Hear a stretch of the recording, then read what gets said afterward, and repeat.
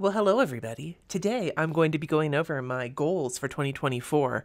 I've set them using the Makselife system. These are my personal goals, although work does kind of filter in here a little bit. I am this year using the Makselife goal setting notebooks because my planner for the year is going to be my Sterling ink planner, and I'm going to incorporate some of this into there. But I also am using this to actually set them using pen and paper. Whether I move to Notion with my Makselife goals or what, this is where I've started them. Normally in the past, I've actually just done it with you on camera, but this time around, I was feeling less introspective and more, let's just get this done kind of feeling. I feel like I've been so introspective this year with the switching to dialysis that I think at this point, I'm just like, let's just fucking get it going, man. Let's just fucking get it going. So that's what we're going to do. So let's talk about it. Now, I already did my reflections for 2023. I suggest that video first if you really want to get some context. But the really quick overview is that 2023 was basically the year of transition for me. At the very start of the year, my husband and I started training to do at-home dialysis for me because I am in kidney failure. And we finally, as of like maybe October, November, have finally got into a good groove. So it took a full year to almost to really get into the hang of things. And so this next year, I really just want to focus on the mundane of my life, as you're going to see. So let's open this up. So first and foremost, I already did my compass assessment. I mean, I've done everything, but I had done my compass assessment as part of the 2023 reflection. So I just moved everything over here. So I just want to quickly go over where my scores are at the start of this year and my goal for them. I decided when I filled everything out that I wanted to focus on my health and wellness and my financial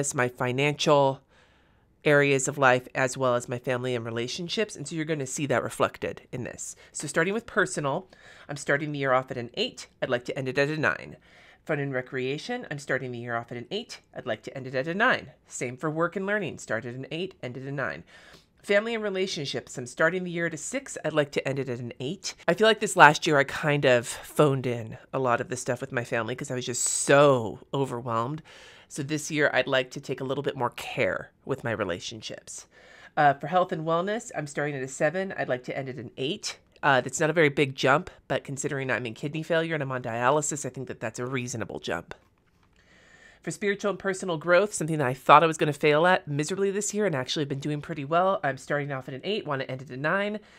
Financial, I'm starting off at a 6. I'd like to end at an 8. That's a jump of 2. And then finally, physical environment, I'm starting at a 9. Ideally, I'd end it at 10. We'll see if that's possible. Here is my intentions page. And again, you're going to see here that I wasn't very introspective. I was just like, I kind of know where I'm at and I kind of know where I want to be. I don't really need to think about it too much. What could I use more of in my life this year? Budgeting and financial security and exercise. Really, that's what it is. Those are the two big pieces of this past year that did not happen. Budgeting and exercise. So you're going to see those reflected in my goals. What I could use less of in my life this year is chaos. That's really the theme here. I want my life to be boring. For the love of God, let's be boring this year. What characteristics I would like to nurture? Being grounded and mindful. I'm really focused on being present in my life and being just at peace with it. I'm feeling very like happy and generally in a good mood, generally, pretty chill. But what I am not is present. A lot of the times I'm sort of off in la la land. So that's something I'd like to focus on for this year. 3 habits I'd like to develop are riding my Peloton, journaling, and waking up at 6:30 a.m.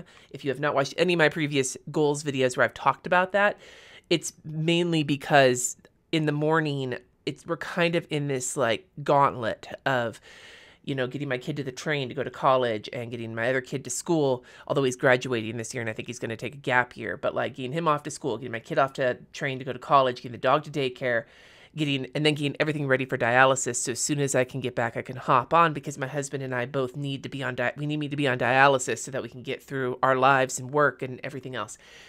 And when I wake up at 7:15 or so, falling out of bed, it just makes everything exhausting. And I know I need more sleep. I'm so tired. It's one of the things that comes with kidney failure. You are so tired all of the fucking time. But that extra half an hour will save me so much stress. Like today, I managed to get up at 6:45, and the cleaners came this morning, which meant I was already hectic as shit. And yeah, I cracked my computer, not my new computer, but my old computer. So that's okay, and it's usable. But like, so maybe I was not quite caffeinated enough. But I just know that this is a good thing for me. The other two, though, the writing my Peloton is obvious, and the journaling is something. I've already set up my Hobonichi weeks as a journal for this next year, mostly for gratitude journaling and writing down things in my life that are not dialysis and not work. So that's a start. This year I will be more grounded. I will do less chicken with my head cut off is just another way to put chaos. I will give myself grace for not doing all of the things. It's something that I've always had to work on, and it's especially hard now that I am so limited in both time and energy. And then I'll let go of a 9-to-5 schedule. This is something I really thrive under, is I work for myself, but setting myself like a 9-to-5 schedule to work within has been really helpful for me over the years, but it isn't now because 4 hours of most of my days is taken up with dialysis. I was trying to make my old life fit into dialysis when what I need to do is rebuild my life around dialysis. And that's kind of another piece of the focus for this next year. And I'll embrace flexibility. Again, goes back to that. So I picked grounded for my word of the year because I need to be more aware and present in the moment and slowing my brain down a little bit. Jess and I have had conversations recently about how quickly my brain moves, which is amazing when I'm trying to come up with ideas. But when I'm trying to be in the moment, it can get really, really frustrating for the people around me and then frustrating for myself. So trying to just slow down and just be in the moment and be present and pay attention to what's happening around me and use that as a way to move forward so that the chaos of my life maybe feels a little less chaotic. That's what I'm focusing on for this next year. So when I set my goals, I decided this time, instead of sort of setting aspirational shit, I was going to be pretty practical with my goals because what I found was happening this last year with my Makselife was that my actions list was turning more into a categorized to-do list, and that's not what I want. I want to work on some very specific things. This is this thing, and these are the steps I'm going to need to fill it out, to figure it out. And then when it's done, I can check it off, and I'm not going to set more goals for that category. So I'm trying to be practical. So I really was trying to think about this idea of stretch goals, progress goals, and maintenance goals, and sort of categorize them into those things and just really figure them out. Maybe even say this one I'm not going to start working on until quarter 2. Do you know what I'm saying? I'm trying to just make it a little less fruity and a little bit more vegetable-y. I don't know. You'll understand, though, when you see these. I just went right into it. I didn't write focuses, didn't write anything else. I just wrote down the things I want to do this year.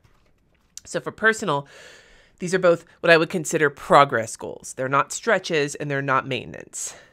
The first one is to wake up at 6:30 a.m. on Wednesdays. Now, how I'm going to do this, I'm going to be working on going to bed earlier. I'm going to be working on getting better sleep, and I'm going to be working on just getting into the habit of it. But that one is a big one. The second one is to add at least 2 pictures per week to my journal. When I was doing One Little Word, it gave me an excuse to take pictures and print them out every month. But then when I got about part of the way through the year and realized last year that One Little Word just wasn't suiting me after dialysis, I dropped it, and then I kind of dropped the idea of taking pictures and printing them. So for this Hobonichi weeks, the idea is to print them and just stick them on the weekly page or in the back on one of the extra notes pages and just make sure to have some pictures of the year on record, I guess you could say. So for this one, I think I might just try and start this and see if I can maintain it for the whole year. For fun and recreation, in the past, I've always put take 2 days off, blah, blah, blah. I'm pretty good at doing those things. So instead, I have 2 kind of goals. One is one thing to check off, and one is something I want to do once a quarter. The once a quarter is to have new experiences. Now, that seems kind of general, but I have a whole bunch of things in mind. You're going to see more about those on the 31st when I post my bucket list video, because some of those are encapsulated in there. But I'm referring to doing things I haven't done before. I tend to be someone who's stuck in my rut, and Jessie and I both do love to do new things. We just can't always find the time for it. So I'll give you an example. One thing I would love to do is go to this national park that's in Colorado. It's up at the northern part of Colorado. It's called like Dinosaur National Monument or Dinosaur National Park, something like that. All sorts of different things. It's where they found a ton of fossils there. You can go to places and excavate fossils there. There's like a museum and all. I love dinosaurs, man. I was 13, I think, when Jurassic Park came out, and I was fucking obsessed. I went through a brief paleontology period, although I also loved the book, and I think the book was what inspired me to be a geneticist, which is what I went to college for, and then changed my mind when organic chemistry kicked my ass, but we won't worry about that. But that's an example. Do at least one new experience a quarter, although based on my bucket list, some quarters, like maybe the summer, are going to have more than others, but the idea is to get to at least one. The other one is to sing at a jam night. Now, Jesse goes to jam nights now almost on the regular on Sunday nights, and he has so much fun. He loves to play guitar. The only instrument I can play is the piano, and even that, I'm not very skilled at the piano. I just play it enough to be able to accompany myself when I'm singing. But I'm a choral singer, not like a rock singer. So in order for me to sing at a jam night, I need to both be confident enough to sing whatever it is that they're going to jam and feel confident to sing like non-choral singing. So Jesse promised to work with me on that. And at some point this next year, I will get up on stage and sing at a jam night. That could almost be a stretch goal, I guess. I'm not really sure. I don't even think did I put that? I think I put that on my bucket list too. Work and learning. So this is not my work goals. That's HB90. I'm still in the process of working on those. But one thing, these are both kind of associated with my art practice, which while being part of my work is also very important to me feeling grounded, which is my word of the year. So these two things, creating finished art every month. Now, it doesn't mean it's art I'm going to sell necessarily, but just pieces that I am proud of. Finishing those at least once a month, and having 4 releases, 1 a quarter for my shop. Now, one will be a new series of fuckery flowers because that's what I do, but I have an idea for the first one in January, or doing one in the first part of the year, and I wanted like 3 smaller releases and then 1 big release. But instead of keeping my shop closed all year and only opening it when I have new fuckery flowers to sell, I want to try this other and give you a hint. I want to do a slightly more loose style series of birth month flowers so that potentially that can be the theme for the calendar for next year. I'm not sure yet though. Stay tuned. Let me know if that might be something you're interested in. But this really has to do with really instead of trying to focus on an art practice that has nothing to do with my work, actually just doing art for my work, because that seems to be the art I'm the most satisfied with. So that's what I want to work on. Now, family and relationships is one of the ones that I want to really focus on this next year. And for these, there are 2 items. Again, last year I had monthly dates with each person, blah, blah, blah. And I would have all these little things to check off. But I feel like it started to turn into a phoning it in. So instead, I have 2 very kind of specific and intentional things that I want to accomplish. One is hosting friends each quarter and having our family here for Christmas. And that is actually not something that I had originally suggested, but that Sunny did, because Sunny's birthday is right before New Year's. And this next year, 2024, they're turning 21, and they want their family, the people they love most in the world, to be here for Christmas and for their birthday so that they can have them there for their first legal drink.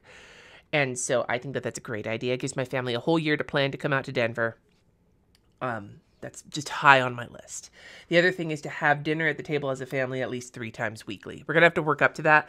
That actually stopped happening once we moved to Denver. We were doing it pretty often back in Napa, but in Denver it changed mostly because one of my kids' eating disorder got really bad, and eating at the table with us became very triggering for them. But now we've kind of turned into eating around the island. But because now 3 of us, now the other kid is like, well, I'm going to go eat on the couch. So I'd like to get back to that because it makes us feel much more together and centered as a family. And that's something I want to work on. Maybe we'll work on that by just easing our way in. I'm not sure yet. I haven't broken any of these down or figured that part out yet. But these are just the overview. I'm setting these relatively early, right at the end of November, so I'll have some time to work on that.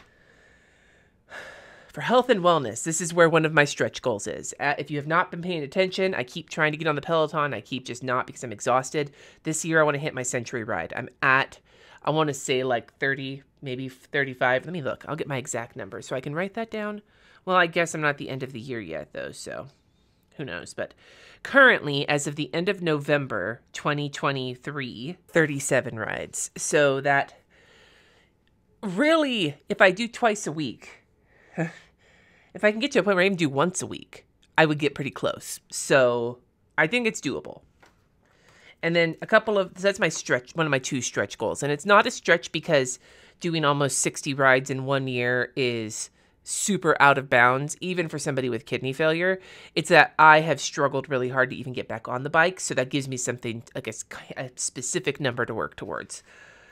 Progress goals, 7,500 steps per day. I'll have to work up to that because being on dialysis, for being in the chair for 4 hours, 5 days a week, that does kind of put a truncate on that. But I do have my walking pad and I do have a dog. So again, I'm going to build up to that. And then I'd like to do a 1 month of closing my rings challenge, maybe in the summer when it's a little warmer and I can go walking around outside more often. For spiritual and personal growth, this was a spot that I did not think I was going to be in, where I was feeling good about it because, I joined the choir. And I know that they're expecting to do a new member class probably in January. So I'm hoping by then I can, at the start of the year, maybe kick it off by joining First Universalist. And then the other one is to Gratitude Journal Daily, which is going to be in this Hobonichi week. So now we have 2 goals associated with this particular book.